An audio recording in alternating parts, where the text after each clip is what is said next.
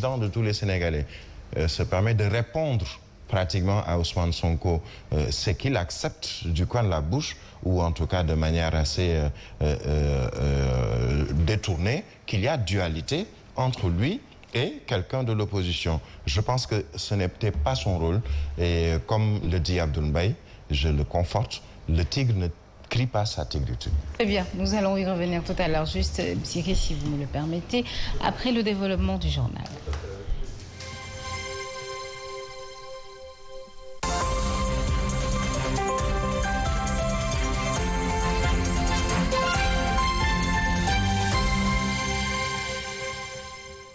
Il est 7h et vous êtes sur Zik FM et Saint-TV. Un plaisir de vous retrouver dans ce journal. Rebonjour mon Benyaï. Rebonjour à vous Yacine. Et à Badiata, c'est tout de suite pour le Trafic News.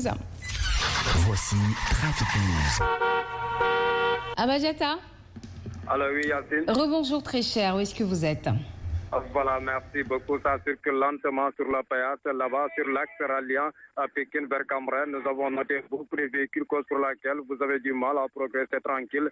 Pareil aussi au niveau du rond-point Cambrai, ici aussi c'est un peu difficile pour les véhicules sortant du côté de Pékin, Kasdé et se descendant sur la Payat. Nous avons fait transiter, mais aussi la trek, nous avons dépassé rond-point Cambrai, mais une fois nous avons dépassé, la voie est dégagée pour nous avons une circulation vraiment pas de voie sur les deux voies là où nous sommes passés tout à l'heure. Aucune difficulté concernant les véhicules sortant du côté de Pékin, Guédiawaye et qui souhaitent rallier l'échangeur Technopole. Là-bas aussi, c'est dégagé pour le moment, Yacine Seck.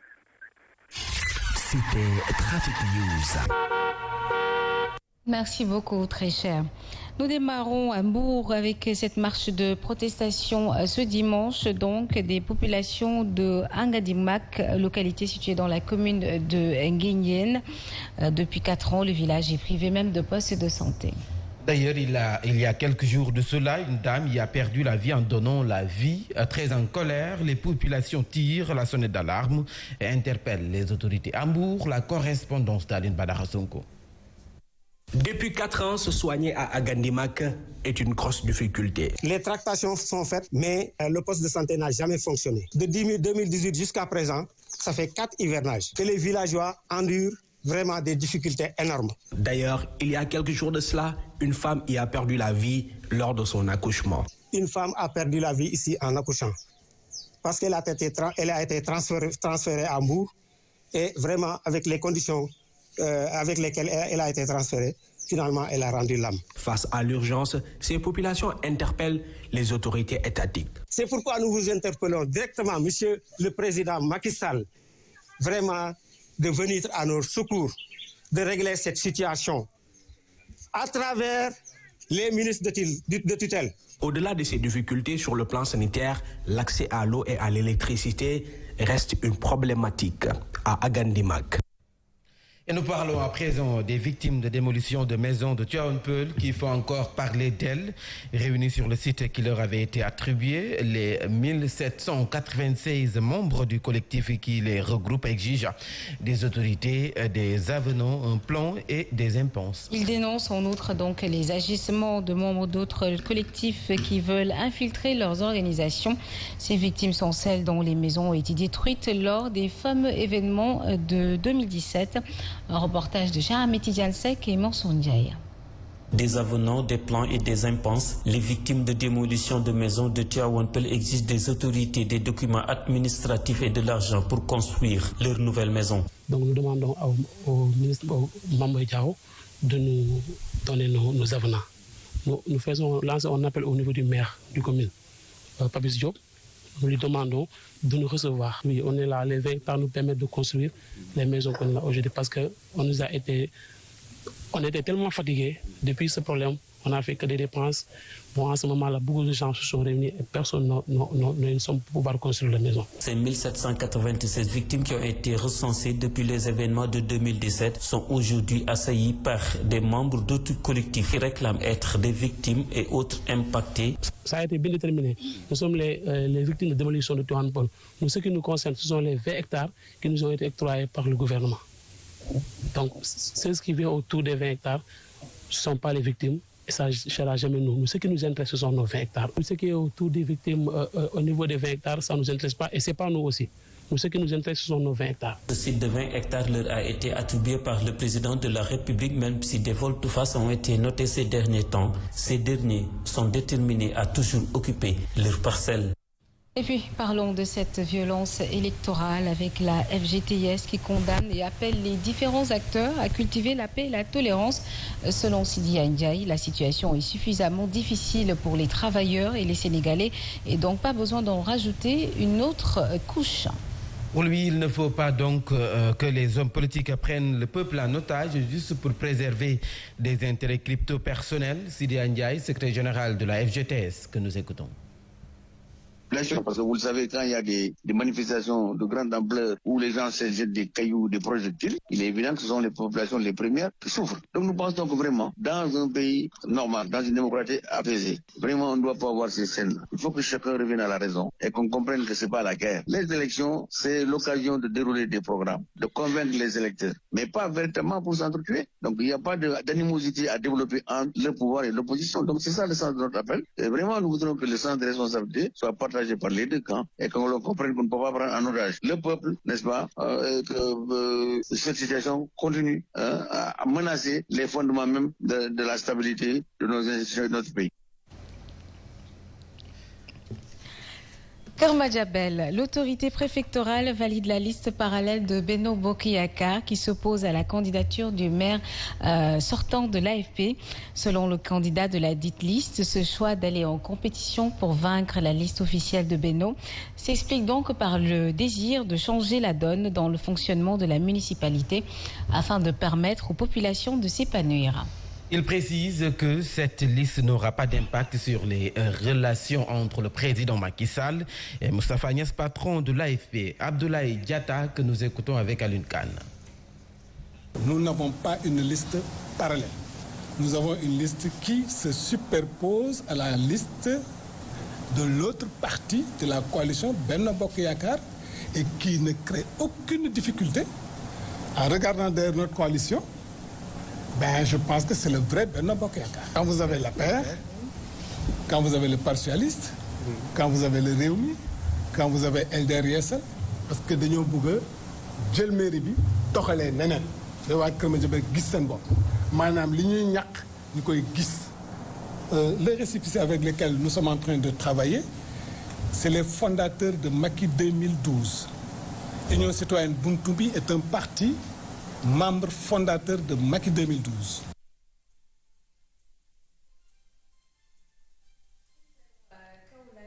La confirmation de la candidature d'un autre responsable du parti au pouvoir pour la mairie de Kaolack, le maire sortant, Mariama Sarr, fait ses adieux et invite la prochaine équipe municipale à œuvrer pour l'épanouissement de la jeunesse. En effet, selon l'édile de la ville qui a pris pour cadre la cérémonie de remise de subventions aux ASC d'une valeur de plus de 60 millions de francs, c'est à travers les jeunes que Kaolack se développera. Mariama Sarr. Investir dans la jeunesse amul prix. L'investissement sur la jeunesse n'a pas de prix. C'est une urgence pour nous, autorités municipales qui la côtoyons, car c'est à travers les jeunes que l'on peut bâtir notre avenir, nos économies. Donc j'invite la prochaine équipe municipale à mettre un accent particulier sur ces jeunes dans ses projets et programmes. Quant à moi, j'ai fait ce que j'ai pu. C'est l'explication d'ailleurs de cette enveloppe de plus de 60 millions de francs CFA destinée aux ASC. La jeunesse mérite plus que cela. Méritez d'ingo, comme vive la jeunesse kaolackoise, vive le sport.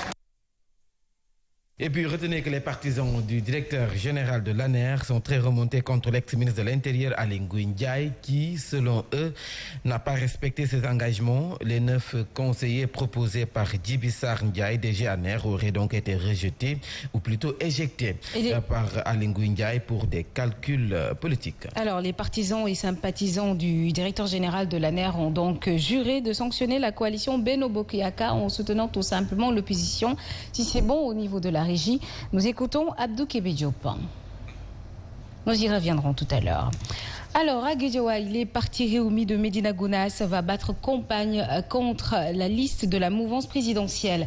Et les responsables du parti d'Idrissa Seck accusent les apéristes d'avoir sapé l'esprit de la coalition dans les investitures. À les en croire, le parti Rewmi n'a pas été pris en compte dans la liste. En point de presse, le parti Rewmi de Médina Gounass promet une défaite cuisante du maire Baïdiba dans la commune et à Daliou Sall dans le département de Guédiawaye. Mamadou Sidibé, membre de la cellule communication, est au micro de Nanko Bakayoko. Le Rewmi Médina Gounass a décidé à l'unanimité, eu égard à tout ce qui précède, de dire non à la liste de l'APR, mais aussi bien au niveau de la commune qu'au niveau de la ville. Je dis bien liste de l'APR parce qu'il n'y a pas jamais eu d'esprit de coalition, car aucun, excepté l'APR, n'a été impliqué à ces investitures.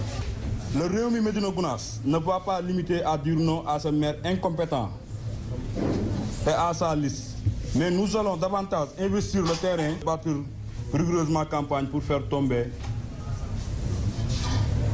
la liste de Benno Bokk Yakaar dans la commune de Médina Gounass, ainsi dans la ville de Guédiawaye.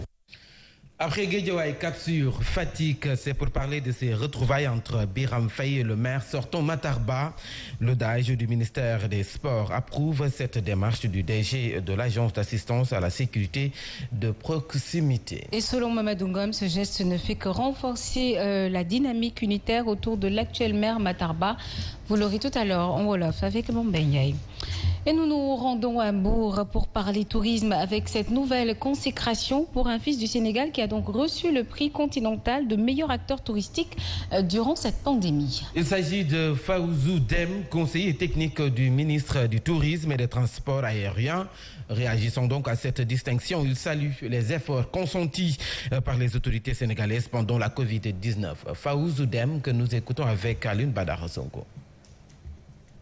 Cette relance à travers la distinction permet de donner une nouvelle facette des compétences sénégalaises, de la volonté des autorités de relancer le tourisme, mais également les outils dont nous disposons à travers notre jeunesse, à travers notre savoir-vivre, à travers notre richesse culturelle, alors pour faire en sorte que nous puissions vendre un tourisme bien de chez nous, un tourisme authentique.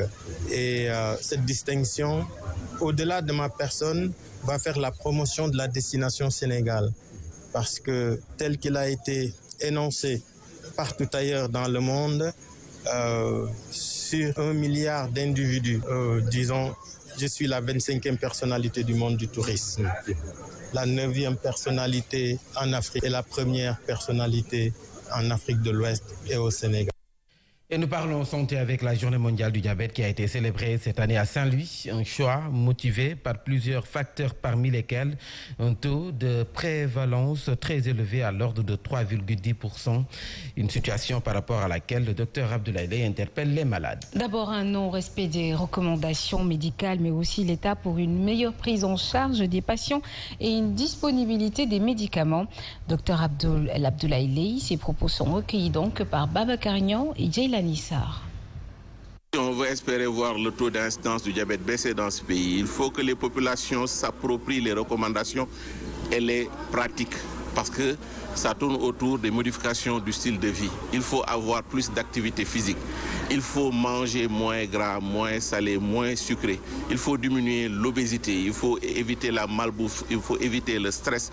Il faut vraiment agir sur le style de vie. Et tout le monde sait que peut-être c'est difficile pour les populations de l'appliquer comme ils le voudraient. Mais en tout cas, tant que ces facteurs-là ne sont pas maîtrisés, on ne peut pas espérer une réduction de cette incidence du diabète dans le pays. La prise en charge pose problème parce qu'il y a peut-être un déficit en personnel qualifié pour prendre en charge, mais ça va être réglé avec tous les efforts de l'université, du gouvernement à favoriser la spécialisation. Dans les années à venir, il y en aura partout dans le pays.